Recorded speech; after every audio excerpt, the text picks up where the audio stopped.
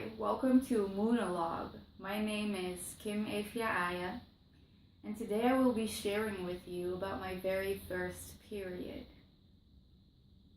So I must have been around 14 when I got my first period, which is kind of average for most women. Throughout that day at school, my stomach, or what I thought was my stomach, had been hurting in a very new but very painful way. And I couldn't really figure out what was happening. When I came home from school, I went to the bathroom at home and I saw that I was spotting, and I also bled a little bit when I went to the toilet. So I instantly knew that that was my period, because of course we had learned about it in biology, and although my mother and I never really talked about it, I knew that she had her period every month.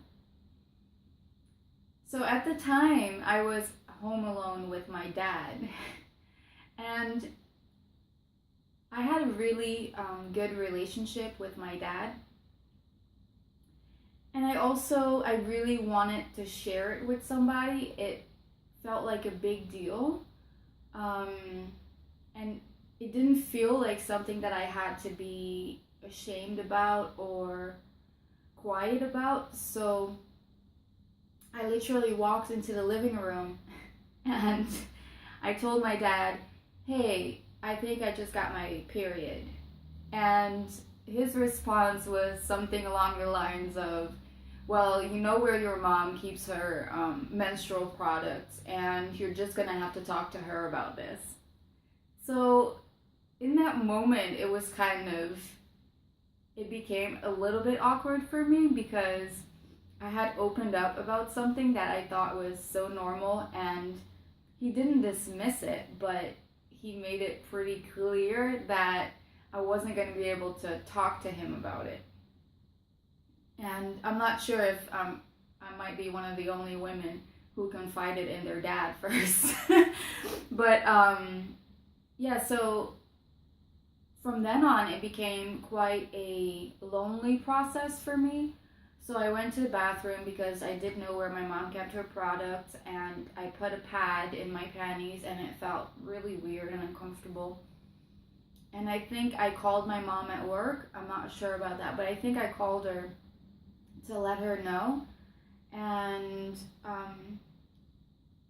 the only type of exchange we had regarding me being on my period, for as far as I can remember, is her bringing back pamphlets from work, the ones that you find at like a doctor's office, and they were about your menstrual cycle and getting your menstrual cycle for the first time. And she gave those to me to read, but other than that, there might have been, but I can't remember actually sitting down and having a conversation about it with her. The beautiful thing about my first period, though, is that to me it was a really sacred experience, and magically enough, my parents did facilitate the space and time for me to have that sacred experience. So what happened is that I was in a lot of pain. I believe that for the first year of my menstrual cycle, after I got my first period, for the first 2 days, I almost couldn't walk from the pain. So this was largely due to the foods I was eating and all of that. But during that first period, my parents let me stay home from school for a whole week. So I got to stay home from school, and my parents both worked. My sister was going to school, so I was pretty much by myself a whole lot of the time. I was allowed to eat whatever I wanted, do whatever I wanted, be as emotionally erratic as I was, because all of these new hormones are raging through your body. And there was a lot of space for that. So even though there wasn't so much interaction about what was going on, I was allowed space to kind of just experience what was going on. And I remember that I was journaling a lot at that time. And for me, it was a really profound experience of realizing that from that time onward, my body was capable of creating new life, of carrying new life. And that to me was so magical and so profound.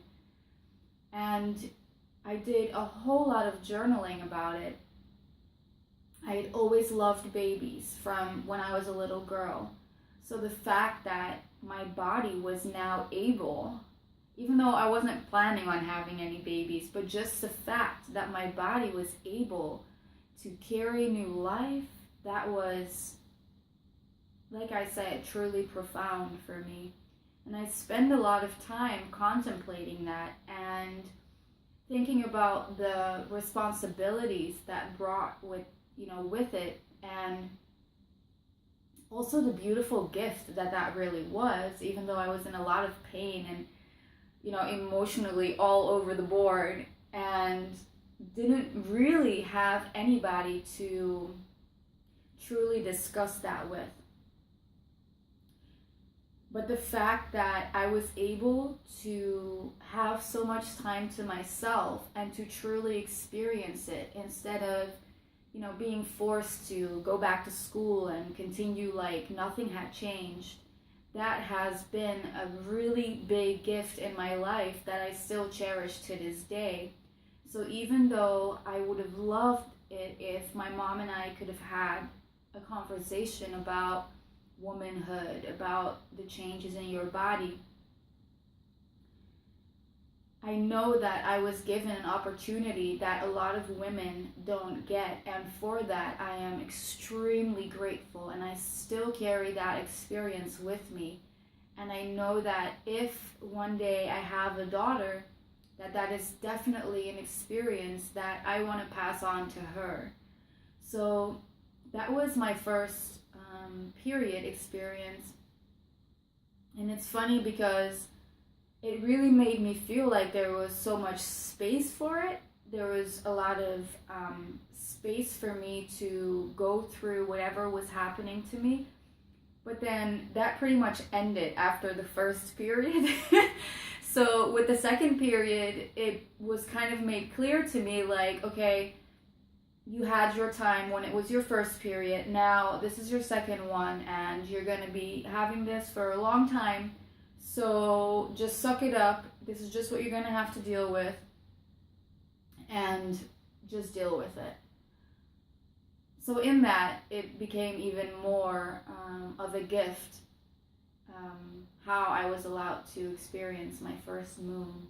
So that's my first period story. I am really looking forward to hear about your story. I know that we all have very different stories, and I hope you enjoyed watching this movie. If you want to see more videos, if you want to see more things that I'm sharing, please subscribe to my YouTube channel. And you can also find me on Facebook as Kim Efia Aya. If you have any questions, please feel free to ask them, and I will either give you an answer or help you find an answer to your questions. Much love.